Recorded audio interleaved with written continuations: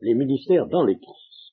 Alors, tel sera le sujet qui va nous occuper pendant les réunions qu'il me sera donné de faire.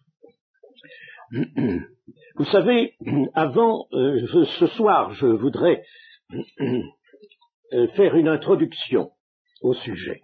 Une introduction. C'est toujours nécessaire qu'il y ait au devant du sujet dans lequel on va pénétrer, qu'il y ait une introduction.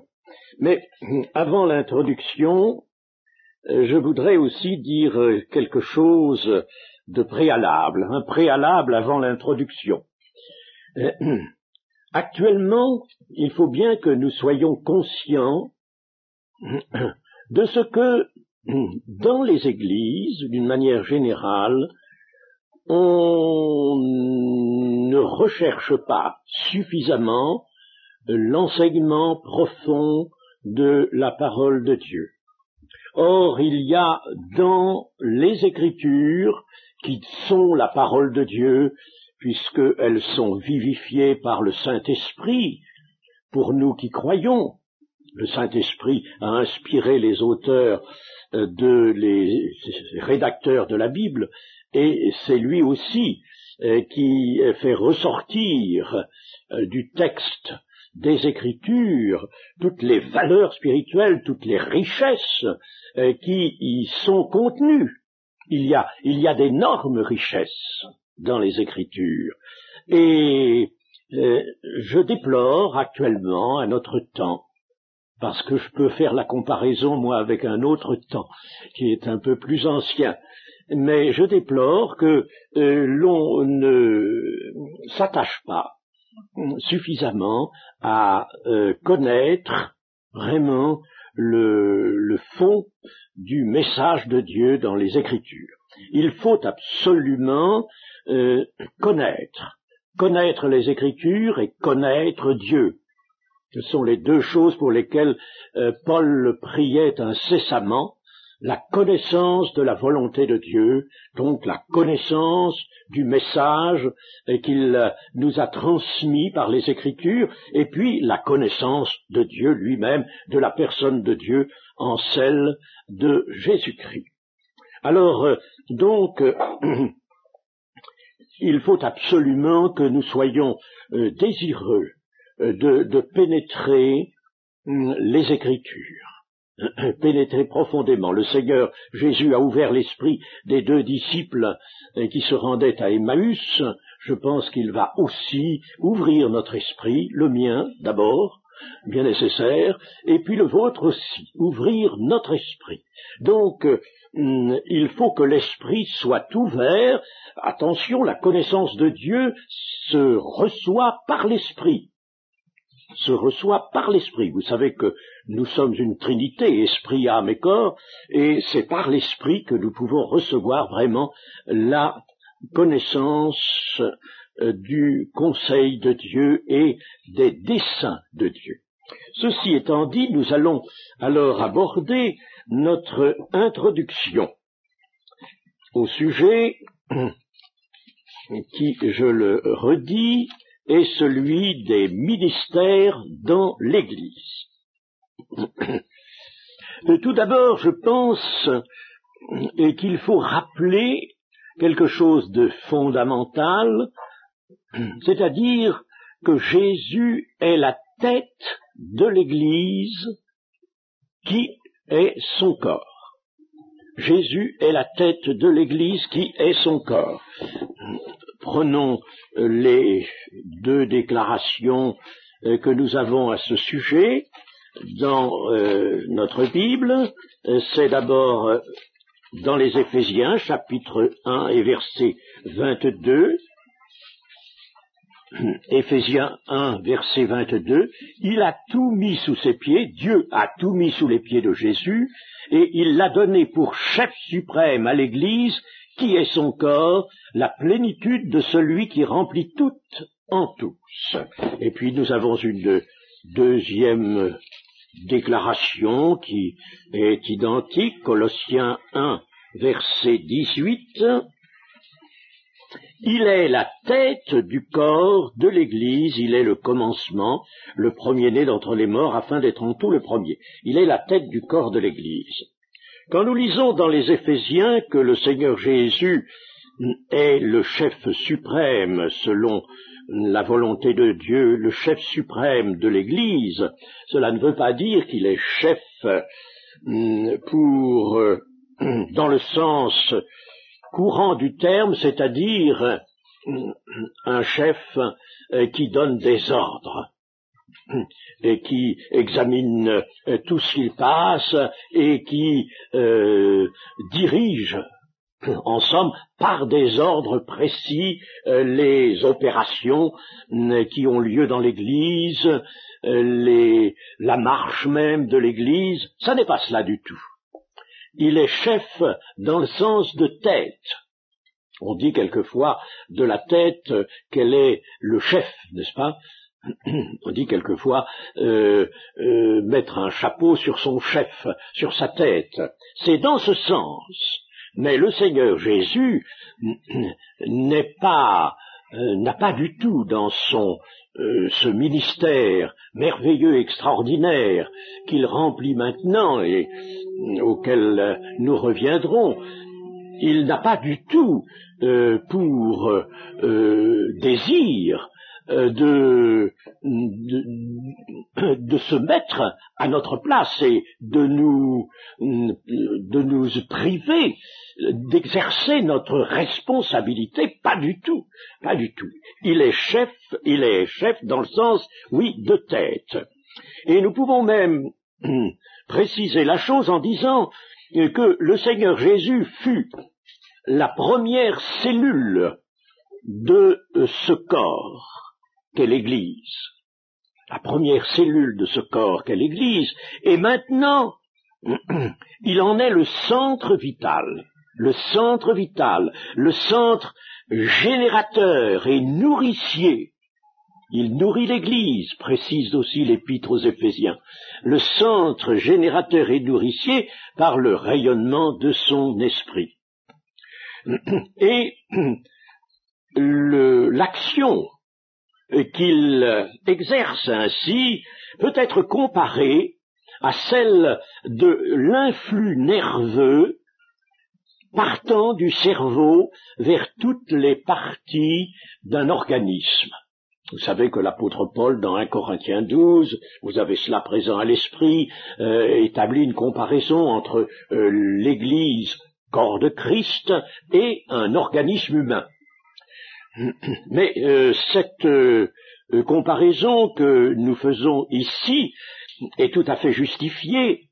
Elle est justifiée par le chapitre 4 de l'Épître aux Éphésiens, chapitre 4 et verset 16. Nous avons là un passage sur lequel nous aurons des occasions de revenir. Alors, je prends le chapitre 4 et le verset 16, c'est de lui, c'est-à-dire de Christ, et grâce à tous les liens de son assistance, que tout le corps, bien coordonné et formant un solide assemblage, tire son accroissement selon la force qui convient à chacune de ses parties et s'édifie, c'est-à-dire se construit lui-même dans l'amour. Nous voyons bien là, n'est-ce pas, un rôle qui est tout à fait comparable à l'influx nerveux qui part du cerveau vers toutes les parties du corps. Christ est donc la source intarissable de la vie de l'Église. Il est le cep dont les sarments se nourrissent. Cet enseignement de Jean chapitre 15 est tellement clair qu'il n'est pas tellement besoin de s'y arrêter. Le cep dont les sarments se nourrissent et dont ils obtiennent leur croissance. Et nous pouvons dire qu'il est vrai que le Christ remplit tout en tous, comme nous l'avons lu dans Éphésiens 1, 23, le Christ remplit tout en tous. Et je préfère un autre terme qui a été adopté par d'autres traducteurs que Second, qui est celui-ci, Christ accomplit tout en tous. Accomplit tout en tous. Je préfère, moi, au verbe remplir. Parce que remplir, c'est moins éloquent concernant justement l'œuvre de Jésus-Christ dans l'Église. Donc il est celui qui accomplit tout en tous. Il est tout et en tous. Cette proclamation fondamentale éclaire l'essence et la nature d'ensemble des ministères. Je ne pouvais pas traiter des ministères sans rappeler cela, sans mettre cela d'abord en avant. Les ministères ne pourront donc être que des fonctions, assurant la vie et l'activité du corps, qu'est l'Église, de par l'action des liens d'assistance avec la tête, venant de la tête.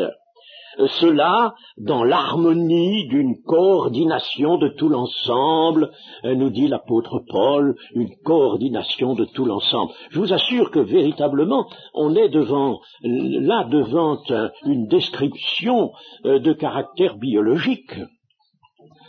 Si nous voulons recevoir la parole de Dieu comme il convient, c'est-à-dire nous apportant la vérité immuable, la vérité est précisément toujours immuable. Eh bien, si nous voulons cette vérité immuable et recevoir la parole de Dieu comme il le faut, alors chassons de notre cœur toute conception de l'Église qui est étrangère à cette notion de corps.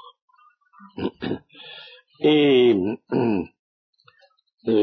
retenons la notion de fonction vitale dépendant de processus supérieurs et purement spirituels.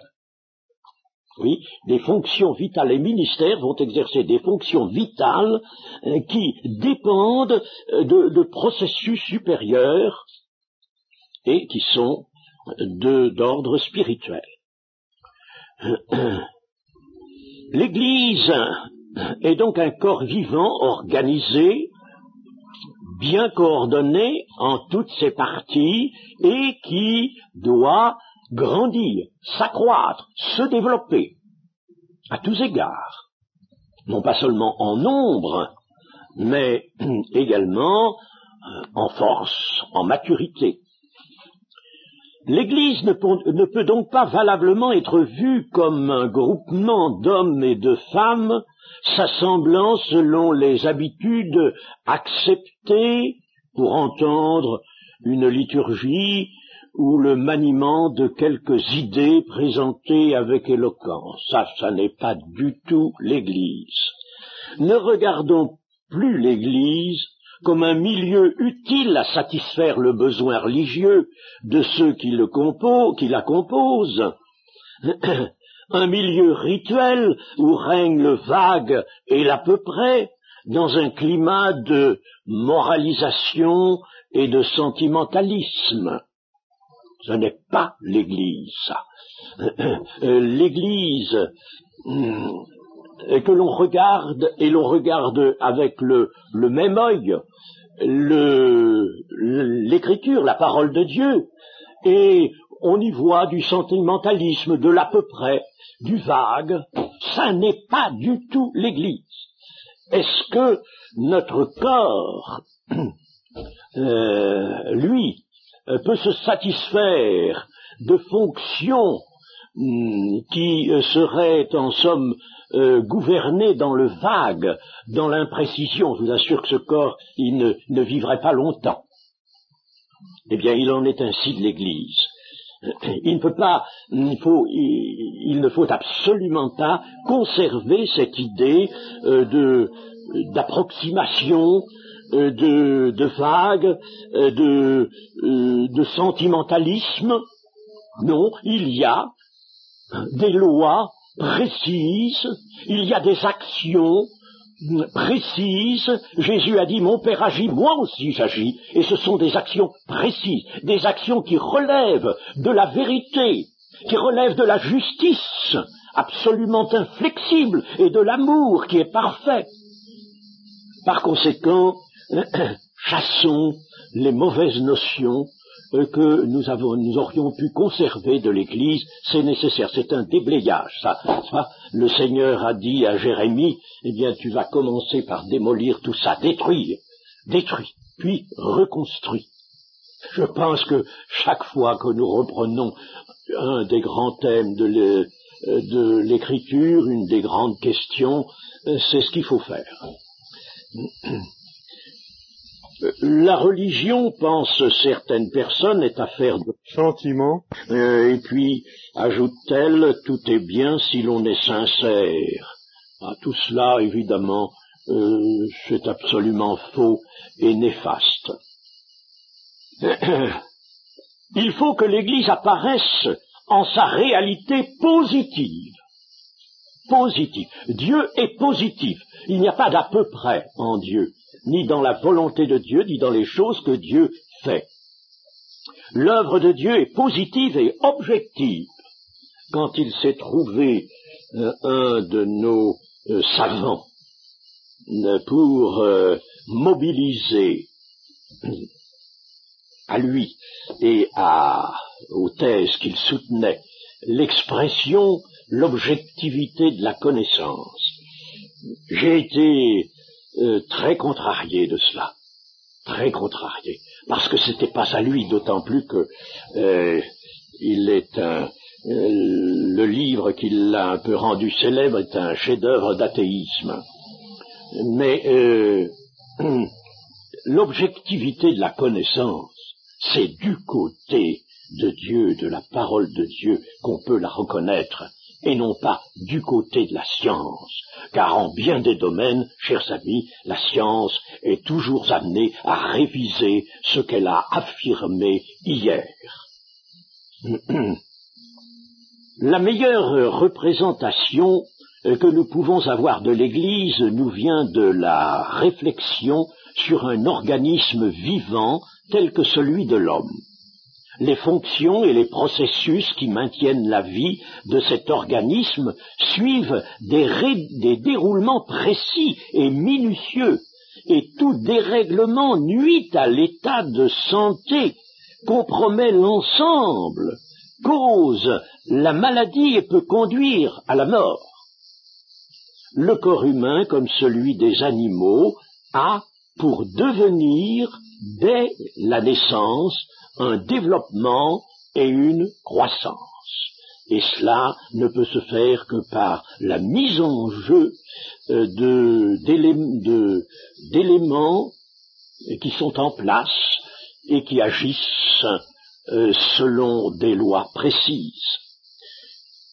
Chez l'enfant Jésus, au cours de sa croissance, l'on ne voyait que l'expression de la grâce de Dieu, rien de divergent en lui, rien qui se fût écarté de l'image de Dieu. Nous pouvons relire ce que nous dit l'évangile de Luc concernant l'enfance de Jésus, chapitre 1 et verset 80. Or l'enfant croissait et se fortifiait en esprit, et il demeura dans les déserts jusqu'au jour où il se présenta devant Israël. L'enfant croissait et se fortifiait en esprit. Ça, c'est Jean-Baptiste, n'est-ce pas? Bon, c'est déjà quelque chose. Et puis, concernant le Seigneur Jésus, nous avons Luc 2, verset 40. Or l'enfant croissait et se fortifiait, il était rempli de sagesse, et la grâce de Dieu était sur lui. Ne pensons pas que cela est exceptionnel parce que Jésus a pu vivre cette vie d'homme sans aucunement être atteint par le mal, par le péché, sans que Satan ait la moindre part en lui. Alors nous disons, c'est exceptionnel. Nous avons tort. Bien sûr, c'est exceptionnel. On n'en connaît pas deux hommes, un autre homme qui ait pu faire cela. Mais attention, maintenant nous sommes l'Église. Et ce que nous voyons là de l'enfant Jésus, eh bien, nous devons penser que son corps actuel, le corps qu'est l'Église, lui aussi doit croître et se fortifier, rempli de sagesse et de la grâce de Dieu, et que la grâce de Dieu soit sur lui. Dans le verset 52, toujours chapitre 2, et Jésus croissait en sagesse, en stature et en grâce devant Dieu et devant les hommes. Si on disait ça de l'Église, comme ce serait magnifique, n'est-ce pas? Et pourquoi ne pas le vouloir? Le Seigneur Jésus nous a bien dit, soyez parfaits comme votre Père céleste est parfait. Alors, si nous disons que c'est impossible, c'est absolument impossible, alors nous aussi, si nous disons c'est impossible, eh bien, nous annulons la foi sur cette proposition du Seigneur. Et il ne faut jamais annuler la foi. Si le Seigneur nous a dit soyez parfaits comme votre Père céleste est parfait, c'est vers quoi nous devons tendre. C'est notre étoile, si vous voulez, et qui va nous faire marcher dans la bonne direction et selon l'ascendance nécessaire. Donc le Seigneur Jésus nous fournit là, dans sa propre croissance, un exemple à considérer. Il n'eut rien dont il eût dû se défaire ou qu'il eût dû désapprendre. Tout allait avec sûreté dans le bon sens, comme nous voudrions que ce soit cela, l'Église. Il croissait selon un parfait modèle, selon les perfections de la vie. Or, aujourd'hui, l'Église et son corps, lui aussi en voie de croissance dans le champ de l'amour divin. Dieu n'a-t-il pas inscrit dans ses desseins de faire paraître devant lui son Église sans tache, ni ride, ni rien de semblable, mais sainte et irrépréhensible. Cela vient de Éphésiens 5, 27. Comment pourrait-on ne pas tenir compte de ces arrêts de la souveraine volonté divine concernant l'Église? Mais, dira-t-on, notre frère disait tout à l'heure qu'il pouvait y avoir peut-être certains légers désaccords, mais il peut surtout y avoir des questions. Alors, il me semble entendre une question. Mais le péché, voilà, le péché. Le péché. Jean nous dit bien dans sa première épître que celui qui dit qu'il est sans péché est un menteur. Bon, par conséquent, nous sommes obligés d'admettre cette triste réalité, malgré tout, du péché dans l'Église. Nous savons comment il faut y remédier. Nous avons un intercesseur, un paraclétos, parce que Jésus reçoit le titre de paraclétos dans l'intercession qu'il fait auprès du Père en notre faveur, à condition que nous confessions le péché, notre péché. Mais nous n'allons pas l'oublier, ce péché. N'oublions pas que nous profanons l'Église de bien des manières, malheureusement, et nous apportons à son visage, au visage qu'elle devrait avoir, des lacérations, des taches que le monde ne manque pas de voir. N'oublions pas non plus que le Seigneur de l'Église la sanctifie par sa parole afin qu'elle soit sainte. Il y a l'action aussi du Seigneur sur l'Église, et il faut compter sur cette action. L'image de l'Église à travers les siècles n'est-elle pas donnée par la communauté de Corinthe? Et si vous avez bien lu et relu les lettres de Paul aux Corinthiens, vous aurez certainement marqué certains étonnements. Parmi les Corinthiens, en effet, Paul découvre des hommes charnels, ou divisé, ou profanateur de la Sainte Seine, ou encore plaidant l'un contre l'autre devant le monde, ou même tombant dans l'impudicité, ou courant le risque de l'idolâtrie, ou enfin niant même la résurrection des morts. Peut-on trouver une chose plus grave que celle-là? Cependant, l'apôtre voit aussi que le témoignage de Christ est solidement établi parmi ces mêmes chrétiens, et qu'en Jésus-Christ, ils ont été comblés de toutes les richesses concernant la parole et la connaissance. Dans les épîtres que l'apôtre adresse à la communauté de Corinthe, nous trouvons déjà le langage et les actes des ministères. Et nous y voyons la grande nécessité du ministère institué par le Seigneur. Il importe d'enseigner, de mettre le doigt sur toute déviation, d'exhorter, de redresser ce qui a pu se déformer, de dénoncer le péché, de donner l'exemple d'une marche assurée, et pour tout cela, nous avons bien des passages que je ne vais pas consulter maintenant, mais vous les avez certainement à l'esprit. Donc, vous voyez, n'est-ce pas, ce que j'avais l'intention de faire apparaître, c'était la nécessité des ministères. Compte tenu de ce passage fondamental et tellement merveilleux, il est si merveilleux que on aurait bien souvent souhaité que l'apôtre Paul y consacre plusieurs pages. De Éphésiens 4,16, n'est-ce pas? J'ai lu tout à l'heure Éphésiens 4,16. C'est de lui, de Christ, et grâce à tous les liens de son assistance, que tout le corps, bien coordonné et formant un solide assemblage, tire son accroissement selon la force qui convient à chacune de ses parties et se construit lui-même dans l'amour. Comment pourrait-on admettre que le Seigneur ait livré son Église au seul entendement humain? S'il n'y avait pas de ministère, ce serait alors l'entendement humain, aux seules capacités naturelles, aux seules ressources de l'intuition, de la logique ou de l'imagination humaine.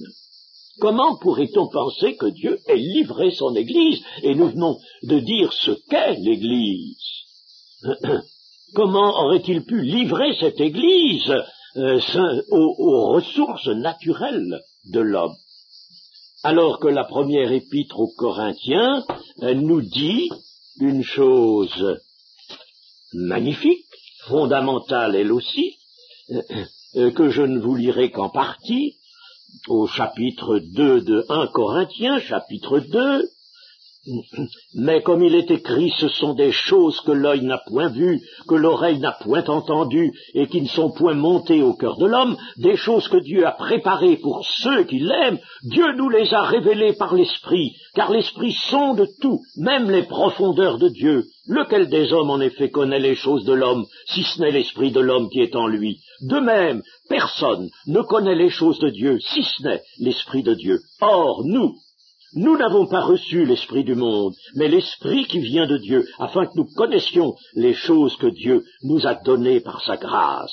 Et nous en parlons, non avec des discours qu'enseigne la sagesse humaine, mais avec ceux qu'enseigne l'Esprit, employant un langage spirituel pour les choses spirituelles, jugé par personne, car qui a connu la pensée du Seigneur pour l'instruire? Or nous avons la pensée de Christ. Les ministères de certains fidèles, car les ministères sont distribués à certains, à quelques-uns, ces ministères sont des services particuliers dont la nécessité est donc apparente.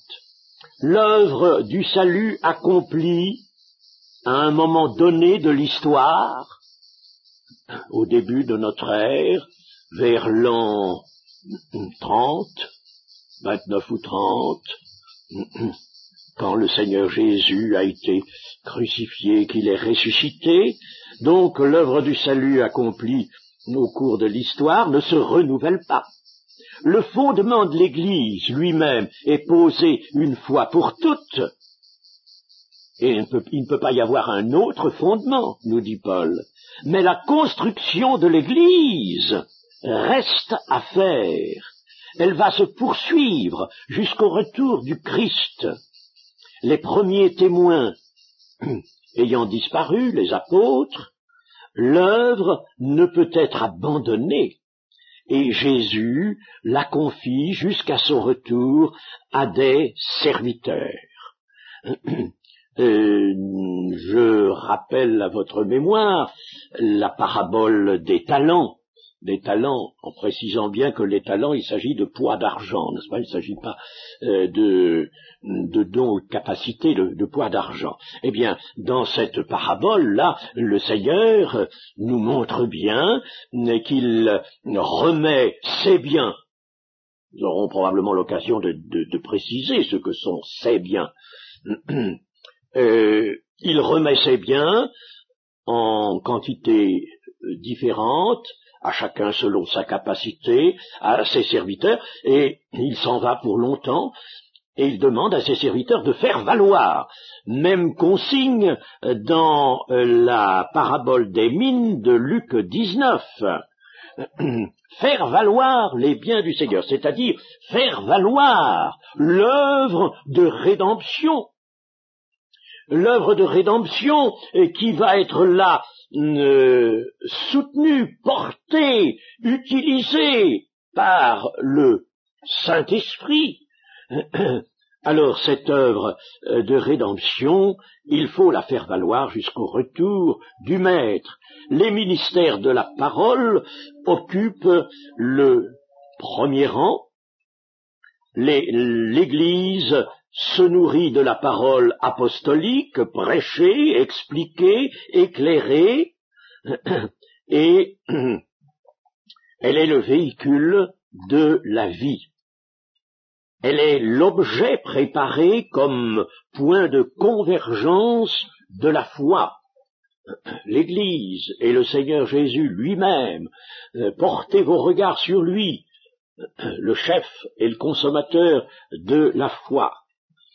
De plus, il nous est enseigné que l'Église doit être un édifice, d'une part, première comparaison, d'autre part, un corps, et non pas un amas ou un rassemblement inorganisé.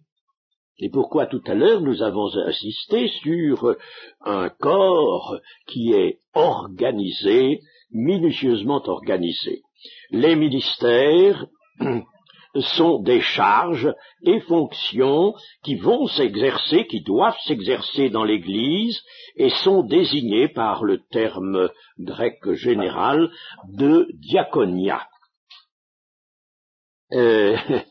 Nous allons maintenant nous placer devant une autre partie de l'étude, à savoir devant ce fait que les ministères sont d'institutions divines et non pas humaines.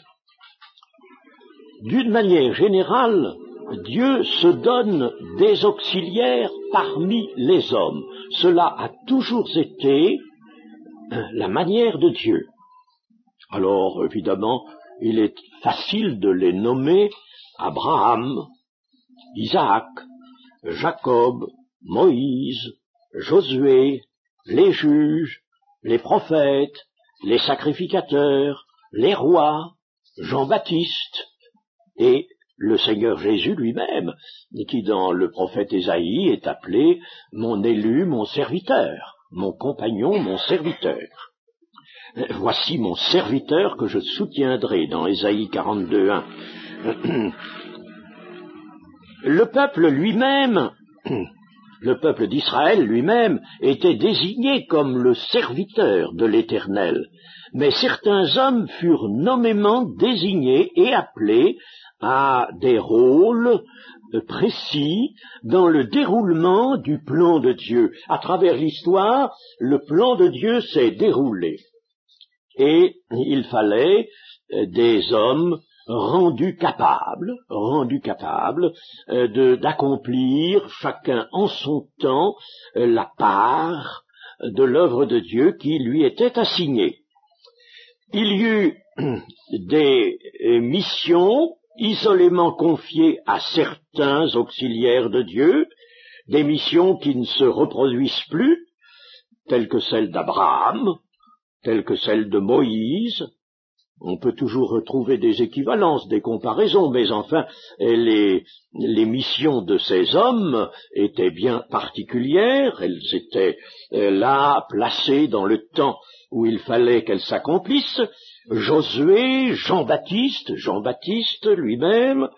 Par contre, d'autres tâches ou fonctions formèrent des catégories, telles que les fonctions de prophète, et nous avons des catégories là, les fonctions de sacrificateur et les fonctions d'anciens dans le peuple d'Israël, les fonctions d'anciens. Les auxiliaires de Dieu sur la terre sont donc des hommes et ne sont pas des anges. Les anges remplissent certaines missions qui doivent être nécessaires pour le bien de ceux qui doivent hériter le salut, mais les anges n'annoncent pas l'évangile et 2 anges le feront exceptionnellement quand l'Église sera enlevée. Cela dans l'Apocalypse.